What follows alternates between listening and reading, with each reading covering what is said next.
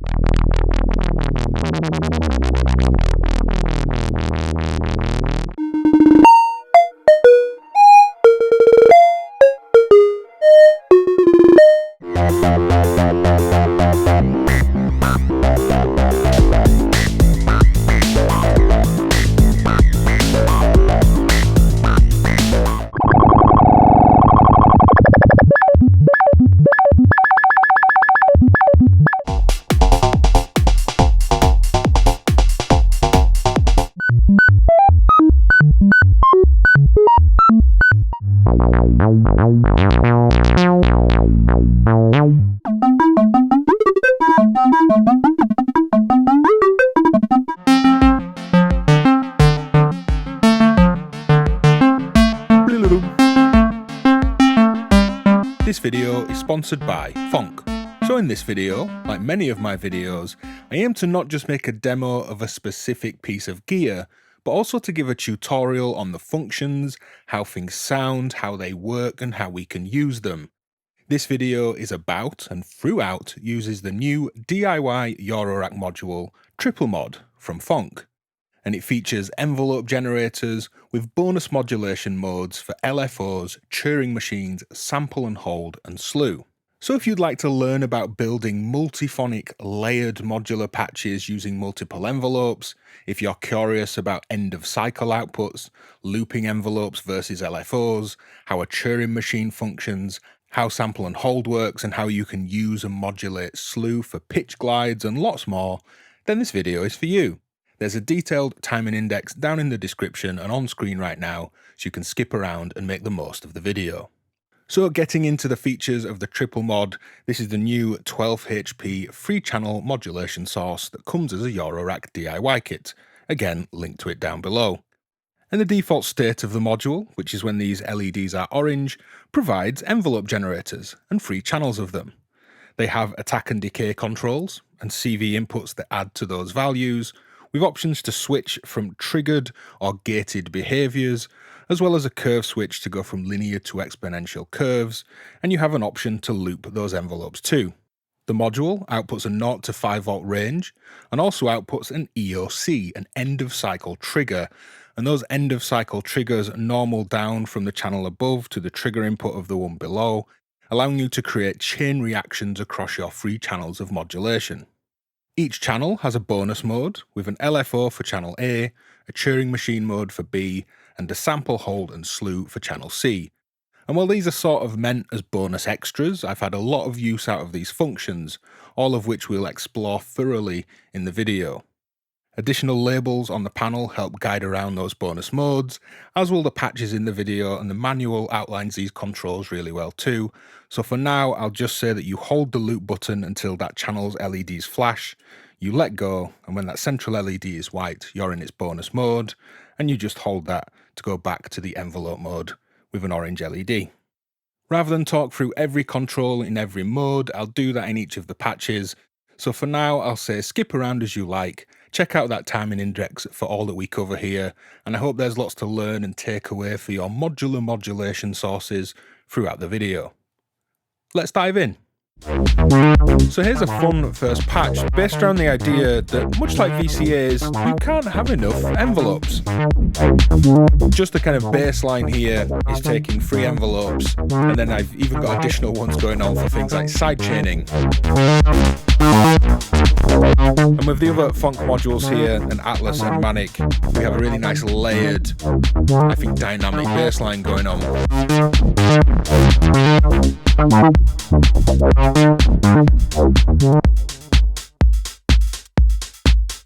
Now here's the drums unrelated to the triple mod and the synth line. Now breaking this down to just a simple saw wave here.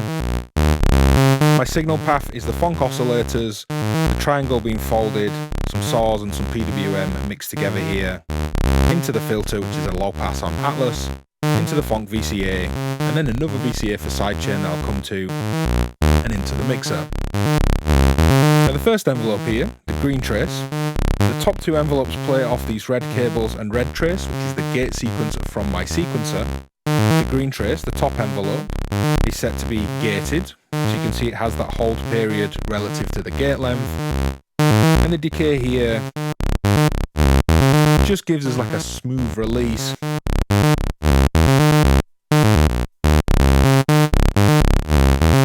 And I have a little bit of modulation of attack from a gate. You can see in here we just get a little rise on some steps. So that's one envelope for the main VCA. I have another envelope, blue trace, playing from the same pattern for the filter. And it's the DOA here, dual offset attenuator, that's controlling the amount of that modulation. And as this one is triggered, on those long held gates you can see we're actually getting more activity because it's re-triggering that envelope every time, whereas the length of this envelope and the long gate in that hold mode on the first one creates this sustain, whereas the triggered mode doesn't. Exponential shapes and some modulation of attack.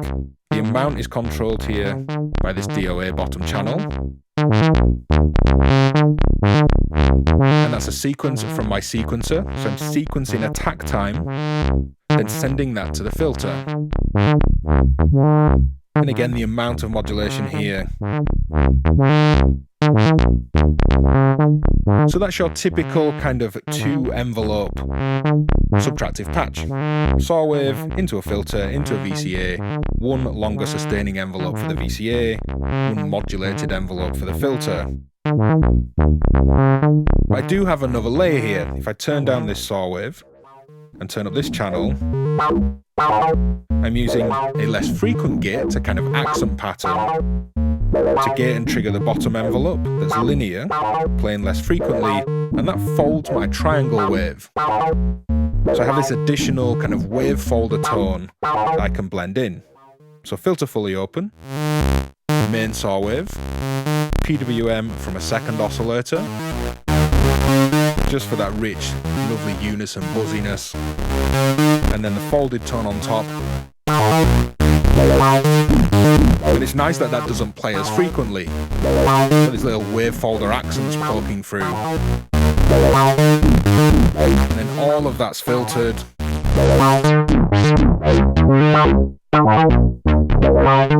So with that wave folded layer, the modulated filter envelope, feels really dynamic and exciting. Now all of this into a second VCA where a quarter note envelope just makes it pump. Hopefully you can hear that and your bum's starting to wiggle. Into some effects. And drums back in.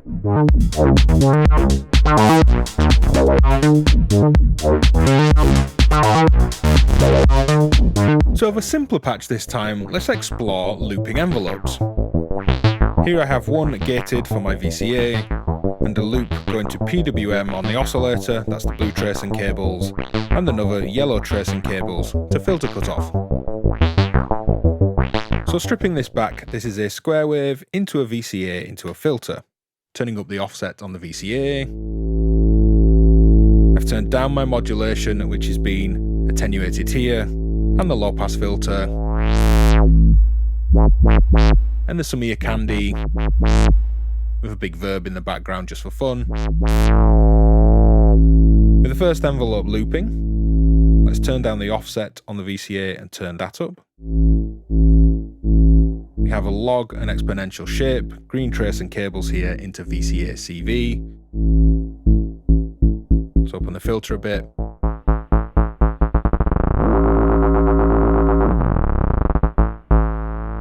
And we'll leave leave this just free running, just looping.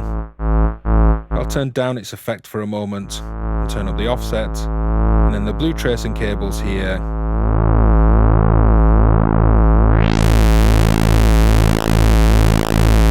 Is the PWM on the oscillator. Linear shape here. And you can think of attack and decay as being able to skew towards falling saws or ramps, to rising ramps, and any kind of skewed triangle in between. And it's a nice way to start building a drone here, having free running, free looping envelopes to PWM, and level. And then finally to filter cutoff 2. Let's turn up the attenuation. Got this yellow cables and trace.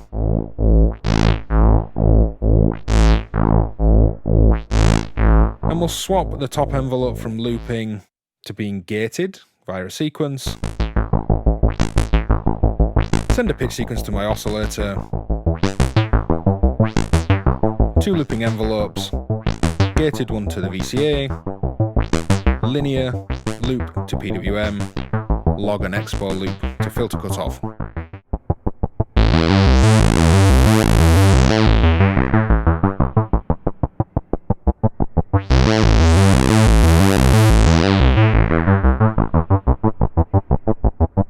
So let's create a more advanced kind of triple envelope chain, and I'm going to play this from a keyboard. The top envelope is gated, so as I press a note on my keyboard,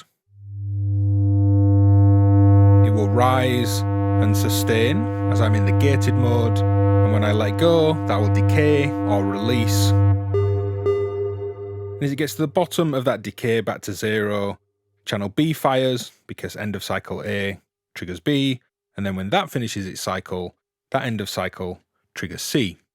And what's happening here is B, the blue trace, opens a VCA on the left side, and the yellow trace here, channel 3 or channel C, yellow trace on the scope, opens up a sound on the right side of my mix. If I make these a little bit longer,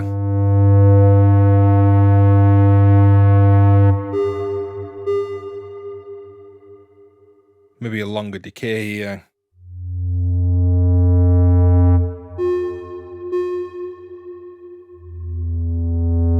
We have this chain reaction, and these trigger because these envelopes are set to trigger. They don't need the gate. That short trigger fires off the full attack and decay cycle.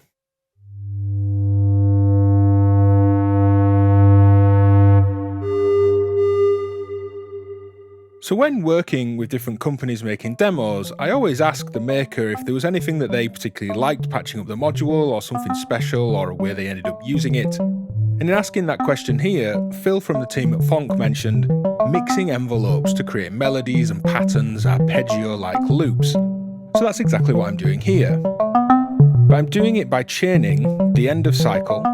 I set one looping just to get it going, and then turned off the looping. The first one's end of cycle triggers the next. B, or channel 2, end of cycle triggers the next one, and then I've patched the end of cycle from envelope 3, or channel C, back to 1. So we have the cables matching the scope colours here, with A, B and C, or 1, 2 and 3, they come into a mixer, and that mix is the yellow trace you see here. That's then been attenuated and quantized, and it's created this melody. Let's start playing around with the envelopes, say shorten up that first one.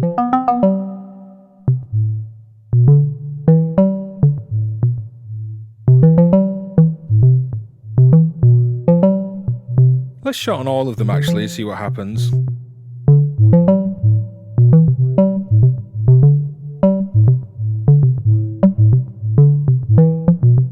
Sort of feels more random as the modulation's kind of moving through its motions of cycling one after the next quicker than a kind of patterns having chance to evolve. Let's make them slower again, maybe change the shapes, between which are linear and which are exponential.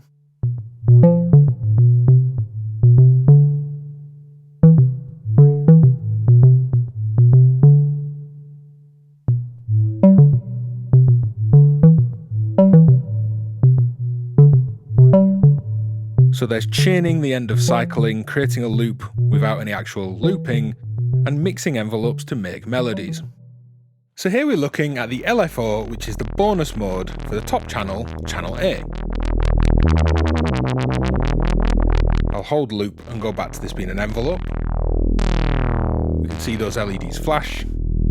Letting go, it's an envelope. And if we just loop the envelope, just hitting loop,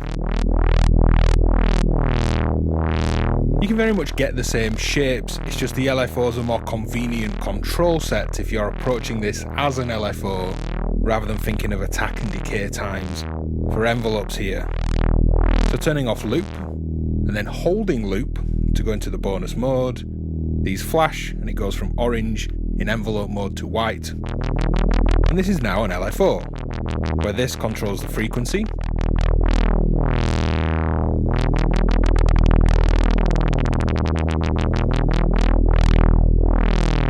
This controls the skew, which will take us from a triangle in the middle when we're set to be a linear shape to a falling saw or ramp, and then skewing all the other way would be a rising ramp or rising saw. The shape or curve control switch works the same here, giving that log rise and exponential fall like an envelope shape. The trigger or gate mode affects the end of cycle. If I patch to the end of cycle output here, in the trigger mode, this is just a basic short trigger. Data's not great at showing short triggers. You can just hear this click. That's all that's happening. But if we actually turn loop on, it turns the end of cycle into a square LFO. Skew controls its PWM.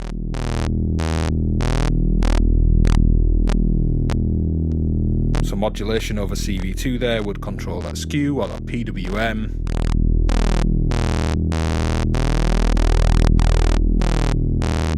Turning that off, back to just a short trigger every waveform cycle there from the EOC output. Now back to the main out, and we'll look at re-triggering here. If I press play on my sequence, and I slow this down, you can see we're not completing a cycle. This is 0 to 5 volts as it goes all the way up. If I speed up, let's actually go to a rising ramp here. You can see on each gate here, this resets back to 0. This is like hard sync on an audio oscillator. Hopefully you can see and hear clearly there as it starts rising again, that gate hits the trigger and it resets. And then finally, the same volt per octave here, this is roughly volt per octave, so the frequency doubles for every volt, or approximately it does.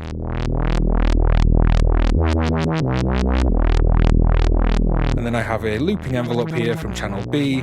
Let's patch that to CV2. And skew from falling ramps, triangles and rising ramps.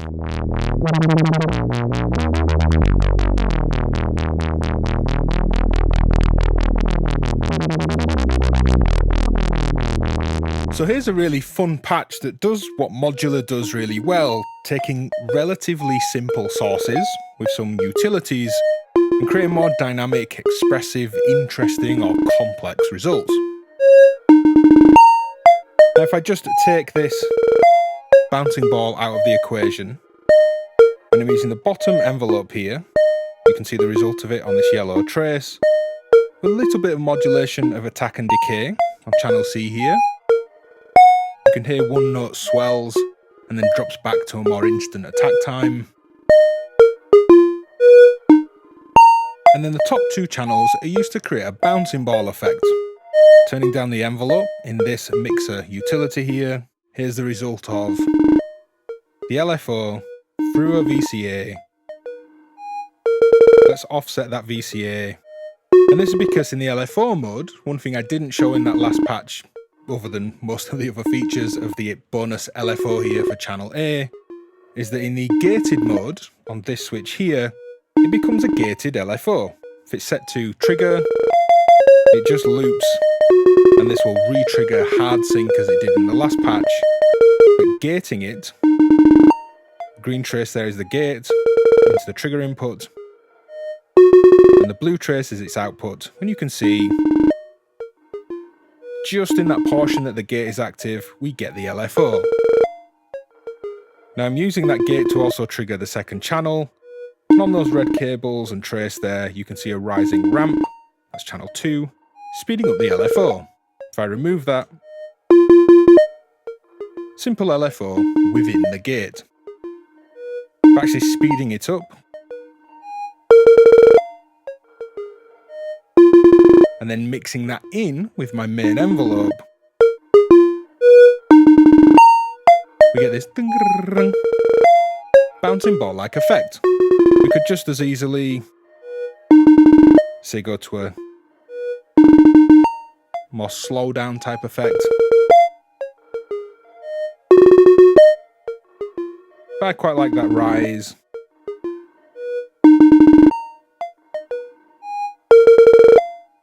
And that same rising envelope is controlling a VCA with the LFO in it.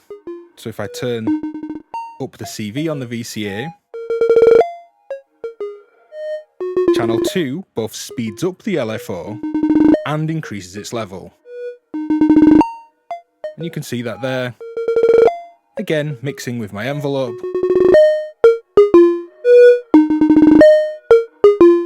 So a more basic but still interesting modulated attack and decay time envelope. A gated LFO as the bonus mode on channel 1 or channel A. Increasing rate modulated by channel 2 and increasing level going through a VCA. Bouncing balls, gated bursts. I think it works really well with this melody. So here we'll take a look at the Turing Machine, which is the bonus mode for channel B, channel 2 there in the middle. And this is of course inspired by the Music Thing modular Turing Machine, but there's a couple of extra things going on here too. Now outside of the main things that I'm controlling here, which is this dual layered kind of bass synth riff, I have some effects from the synth riff and some drums in the background. I'll remove those for now. And let's first look at my main layer, which is a square wave from one oscillator into a highly resonant bandpass filter into some hard clipping. And it's the Turing Machine sequence here, blue cables and blue trace, that's controlling that resonant filter, giving this nice riffy sequence to just a droning oscillator. The first knob here is the step length from 2 steps up to 16, any number in between, so 3, 4, 5 and so on. And the CV adds to the knob as it does in all the other modes too, so you could be CV sequencing how long your locked or random sequence is.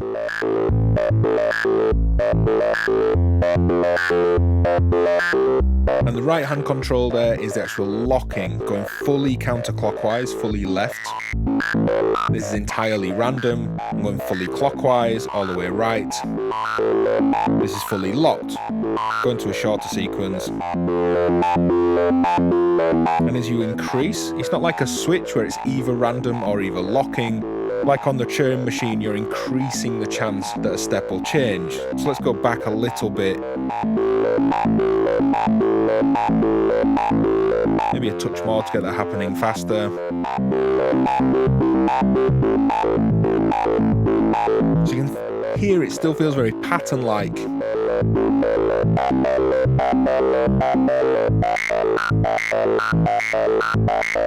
Patterns are hanging around for a while, but they are changing, and that's fully variable, as I say, from fully random to fully locked. Let's go back out to a longer 16-step sequence here. And again, you CV over the controls. One interesting thing is that the curve, or the shape here, that in envelope mode goes from linear to exponential, adds a slew. And hopefully you can hear that that sliding, gliding slew effect between the steps. Hard steps.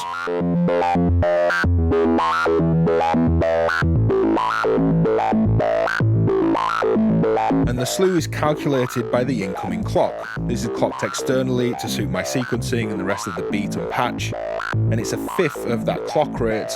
So as I change that, it's a tempo-aware slew that will change depending on the time between the steps. We also have on the loop a range control, and that goes from 1 volt of range to 2 to 3 to 4 to 5, and the LED intensity shows what you're set to there. If I turn up the filter a bit, that's just 1 volt of range, then 2, then 3, then 4, and 5. We'll just turn the cutoff back down. Now we've 5 volts of sequencing of the cutoff there. So muting that layer and unmuting the other, I have another pulse going into a low pass filter this time. It's also going into a clipping VCA. And this is the end of cycle output. Yellow cables, yellow trace here. I'm triggering an envelope, just a standard envelope on the bottom channel there.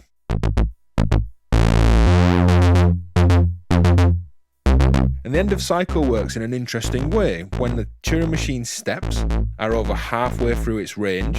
So if this was set to a 1 volt range, if a step is above half a volt, over halfway of that potential 1 volt range, you get a trigger on that step. If it's under half a volt, when you're set to a 1 volt range, you don't. So it's an interesting way of making a pattern. If you were set to 2 volts of range, any step above 1 volt would give a trigger on the end of cycle out, and any under wouldn't. So if this is unlocked random, it's a fully random trigger, or a locked pattern. And I'm mixing these two layers together, simple envelope to filter VCA, and then the sequence to the bandpass.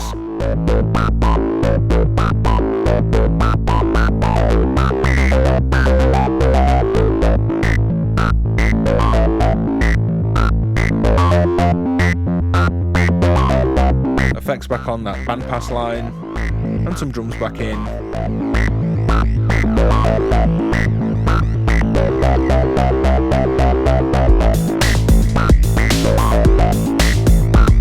And it's quite fun performing with that locking or that step count.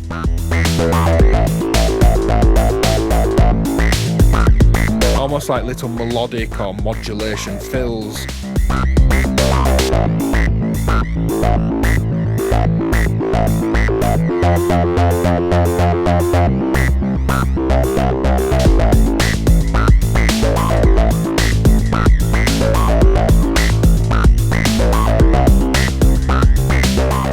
So while I love things like Turing Machines for creating patterns and kind of riffs within modulation, I wanted to look at the Turing Machine for pitch, as it's a kind of simpler example of the functions. Here it's controlling the pitch of an oscillator, and I'm using the same clock, which is the normalized end of cycle output that normals down to the channel below from a looping envelope. Just clocking channel 2 in its bonus Turing Machine mode, but I'm patching that out to trigger a low pass gate as well. And here's our pattern. The thing I didn't cover in the previous patch was quantization. So while I'll go over all of the features, let's turn off the slew on the shape or curve switch and go from gate to trigger mode. This is unquantized.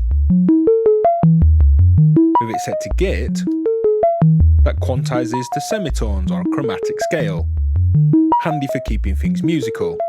And you can of course patch this into a quantizer set to specific notes, pentatonic scales and so on, that will work well, which we'll do shortly. So with the Turing Machine on channel 2 here, again we go from 2 to 16 steps.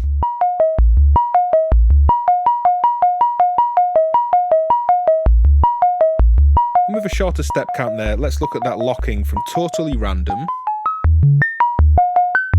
Make sure we're quantized and slew is off. And then we'll lock. And if I bring this back round, it's that variability again from being fully locked, fully looping, fully repetitive to fully random. And you can hear when we're just kind of over halfway, it feels quite repetitive.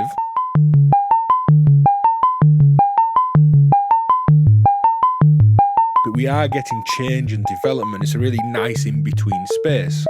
But let's just fully lock this, go 16 steps again. And if we look at the slew on that shape and curve, you can hear that whoop whoop whoop, that sliding, gliding.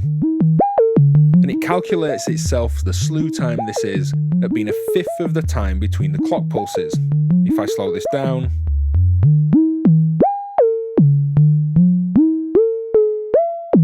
those slides and glides are that bit longer. And quite fun with a Turing machine, clocking it at audio rates or near audio rates.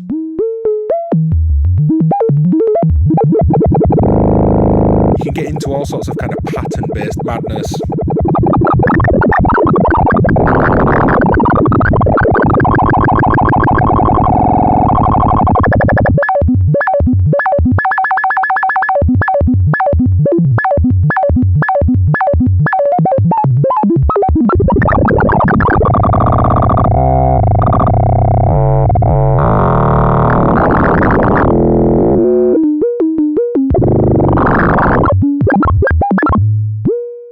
Too much fun. Taking the slew off, we'll stay quantized. Let's lock a loop, a bit shorter. And let's go through those ranges down to 1 volt. And you can hear those notes fold back. It's not like a clip, it's not like everything just clips off. Those notes fold back into those ranges. So it feels like we're still getting the full pattern, but it's just expanding and contracting in level.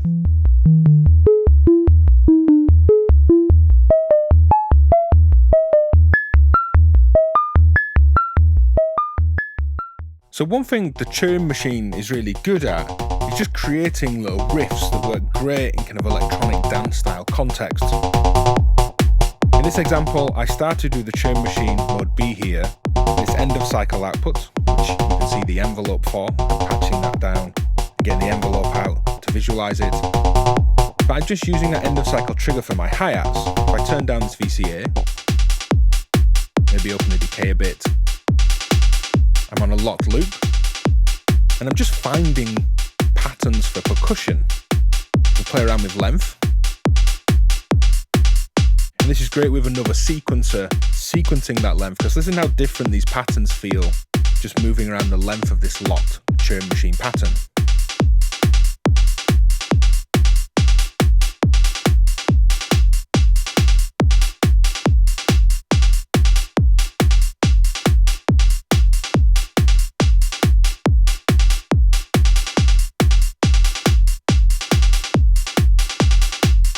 And then to go with that end of cycle triggering of the hi-hat sample here, I brought in a sound from 2 VCAs FMing each other. And then I thought, well, I'm not using the actual step Turing machine out, so I patched that down into the decay of the envelope here I'm using on the 3rd channel, channel C, which is this blue trace. And I'll also take that pattern out into the pitch, just through attenuation here, and create some nice little complementary FM riffs, just to go against this techno beat. Let's unlock the loop.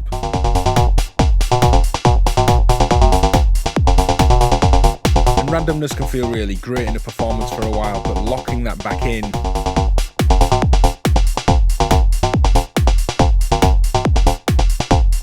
with just another really nice riff, head bobbing along to the beat.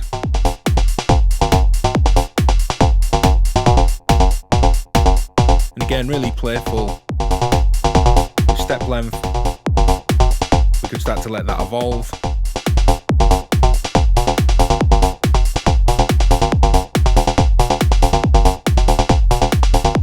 Lock it again.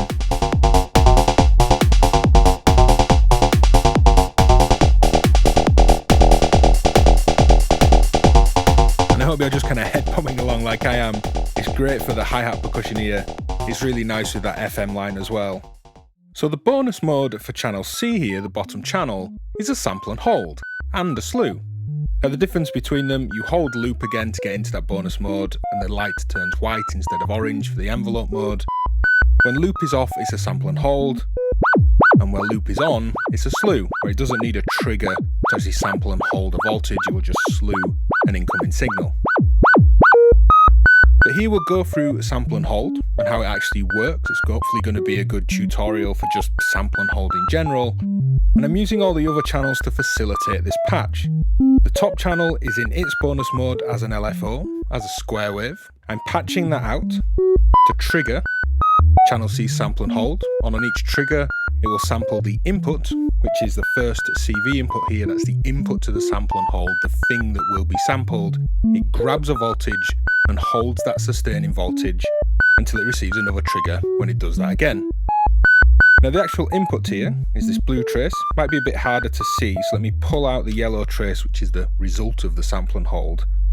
This is a looping envelope from channel B here. I've overlaid the yellow trace, which is the sample and hold, so you can see how they relate to each other on the scope. So upon this clock, green trace and cables, it samples that looping envelope, and we're currently listening to this, controlling the pitch of an oscillator.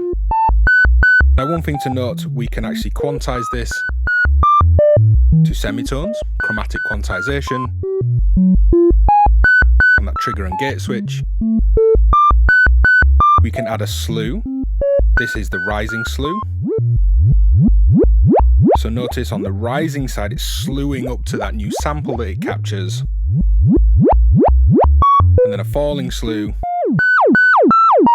So when it rises, it's now instant, but when it falls, it slews down. And the curve control still controls the curve from linear slew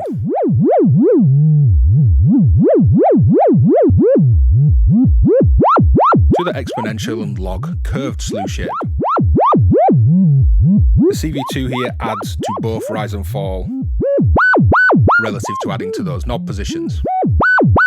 Now what I find interesting and why I've used the looping envelope here, let's lose the slew, is the relationship between the clocking and the frequency of the input, so the LFO rate that's my clock and the rate of the looping envelope here, can give very pattern-like behaviours. It's something I really like about sample and hold. If I go to a really fast clock,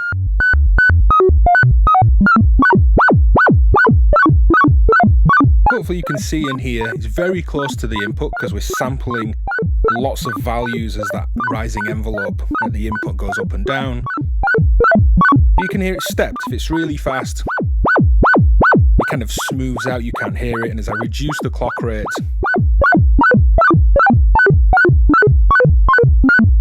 we get an increasingly steppy version of that envelope.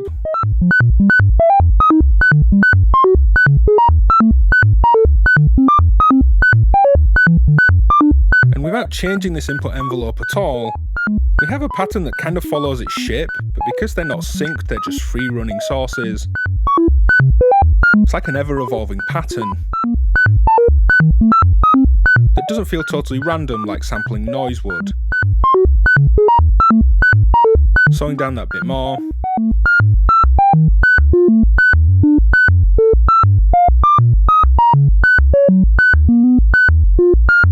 And sampling a cycling envelope, for me, just works really well. You find all this interplay.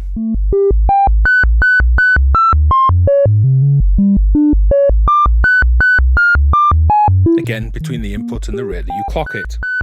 If I keep the clock the same, but change the looping envelope, let's say slow that down, or just have a decay envelope.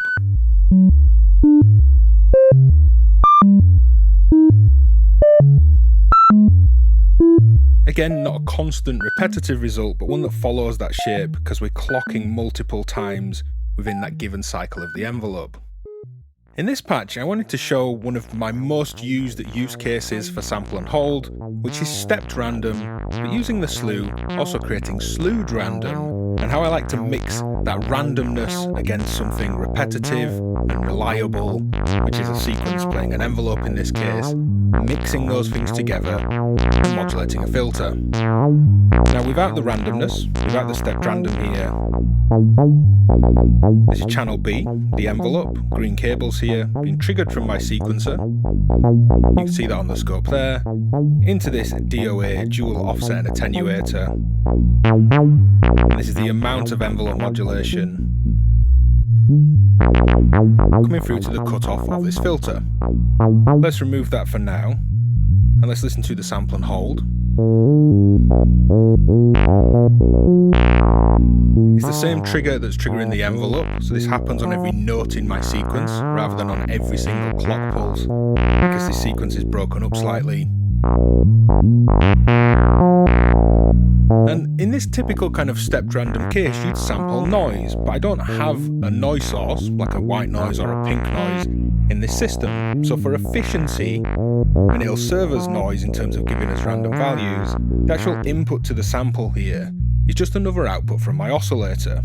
This is the saw wave through the filter, but I'm patching the triangle wave as my sample source, the thing to pull the values from. Because it's that fast and its rate is changing as it's being pitch sequenced, it just serves as a random source to pull stepped values from. So to go from stepped modulation to smooth, we'd simply add slew. We have that curve that we can maybe start with as linear. Rising values now slew, while falling ones don't. Or you could have just falling. Rising steps step very quickly, instantly, and the falling ones slew. Or you can set up any relationship, and through that second CV input add to these values too. So at this point, we could consider this a smooth, fluctuating random source. Just setting enough slew time that we don't hold and hang around on a value for too long relative to how fast we trigger it. It's just this smooth, meandering, fluctuating randomness. And some of that mixed against the envelope. The yellow trace is the output of my mixed modulation. The blue trace is the actual output of the sample and hold here. Adding some of this smooth random.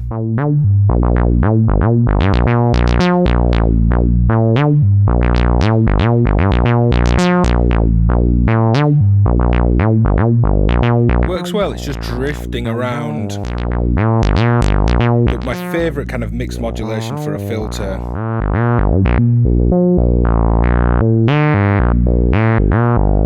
is stepped modulation and an envelope. So the resulting mix is my envelope pattern, but starting from higher and random points on that filter's cutoff. It's just one of many ways of using sample and hold. This isn't all about sample and hold though, it's already quite a long video. So let's move on and just check this out as just a slew without the actual sample and hold behaviour baked in. So here we'll take a look at the slew, and this is the bonus mode for the bottom channel, channel C, and when loop is turned on, it removes the sample and hold element, and it's just a slew limiter or a lag processor, a glide, a smoothing effect for your CV signals. Now the input is my volt per octave signal, that's the green trace on the scope and the green cables. And I've currently got a copy of this from a buffered mult going into my oscillator here, so we're not listening to the result of the slew. And I just wanted to do that to kind of make the point that this, for me at least in this patch, has been suitable for volt per octave processing. If I change to the blue output, which is the blue trace, blue cables, let's swap to that on the volt per octave.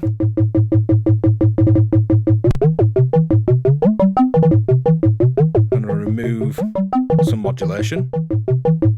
Volt per octave signal is passing just fine. If I add a rising slew, you can hear that gliding up to the notes but instantly falling to the ones that drop in pitch.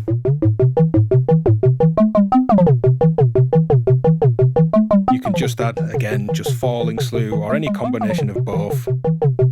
You have the shape control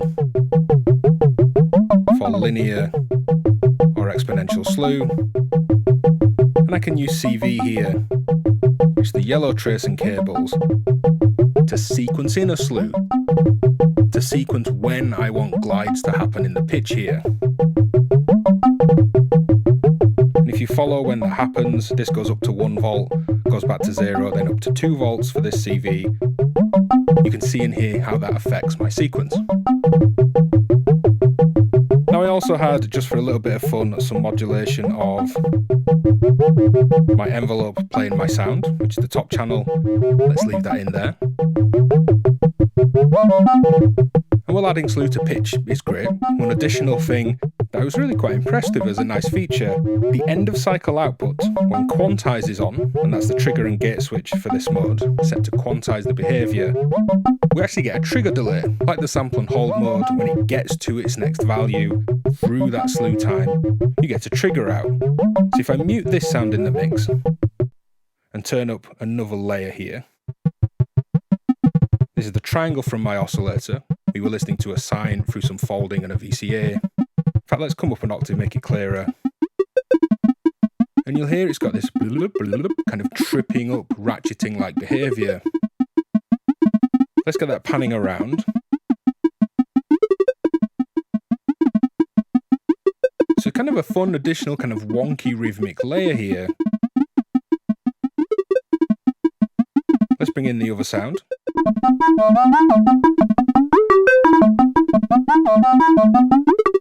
It's almost like this kind of weird echo.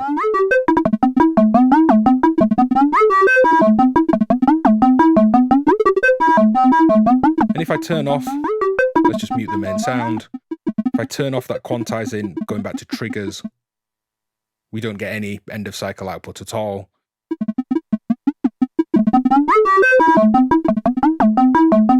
So processing a volt per octave signal, adding slew to it, sequencing that slew so it changes over time or changes relative to the sequence that's actually coming in, and using the end of cycle triggers as a wonky additional layer.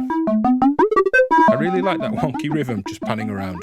So if there was a takeaway message here, I think it would be use lots of modulation, use different types of modulation. It's something that modular formats really excel at. And specific to the triple mod, it was Will on the team at Thonk that mentioned enjoying sample and holds for melodies and Turing Machines for your filter modulation. And I've added in an envelope here to build up a patch with an envelope to my clipping VCA, Turing Machine to my filter modulation, and sample and hold through some attenuation and quantization for my melody. And we'll just close out on this patch. I can open up the decay, just let this drone through, play with that modulation of the filter.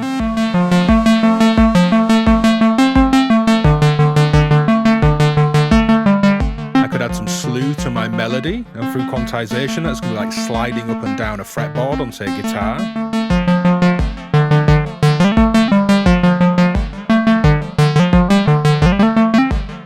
I quite like those little slides down there, slewing that sample and hold before it gets quantized.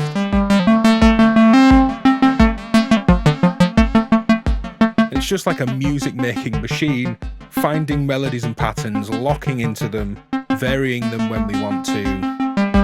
Some other utilities to quantize and sample notes for melodies. It's just an oscillator that I'm sampling again, just for efficiency really. It's the sine out of the oscillator we're hearing, although it's the pulse that's going through the filter in terms of the audible signal path.